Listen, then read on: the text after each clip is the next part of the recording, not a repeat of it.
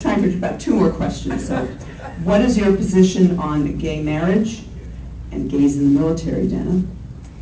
I think we're losing a bit of an opportunity with gays in the military. However, it's much like many other issues. I think what I think in San Francisco is really not the issue. I think it's what our military commanders decide. So I think that's, I think things like the abortion issue and the gay marriage issue and the gays in the military, I really think that's something that has to be one in people's hearts and minds. I don't think it's something that can be legislated.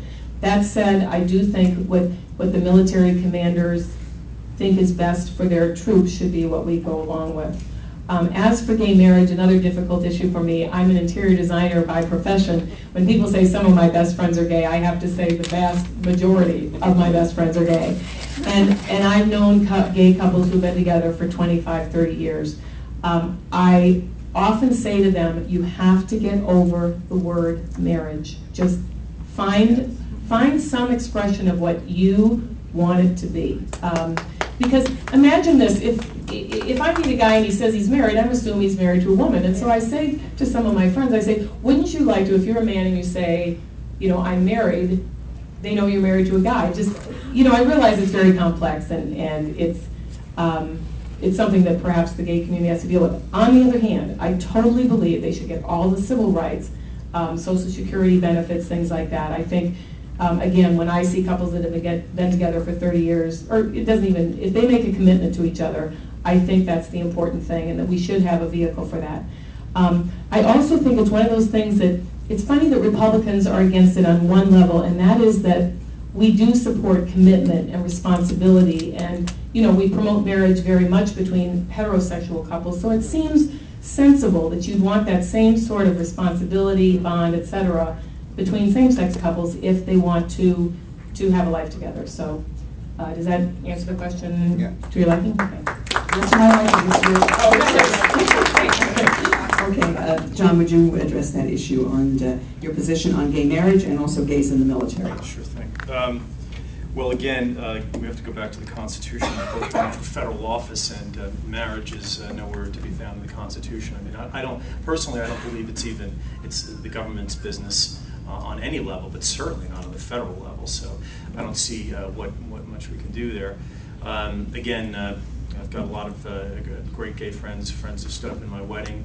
And in a way, I feel like I've been sort of a gay activist.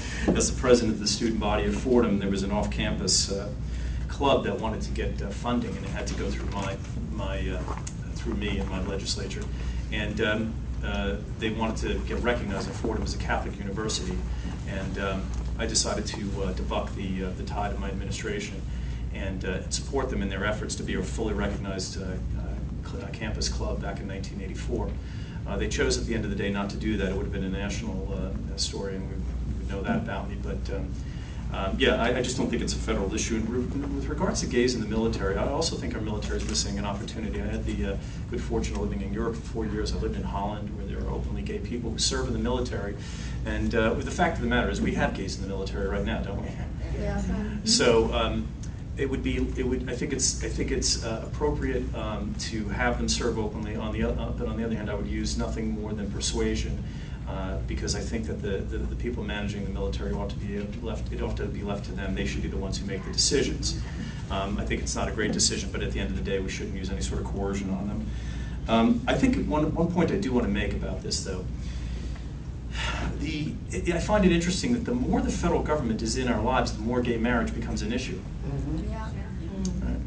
So as part of our quest as conservatives to reduce the size of governments, we ought to actually be getting a lot more support from the gay community. One other little point I'd like to make.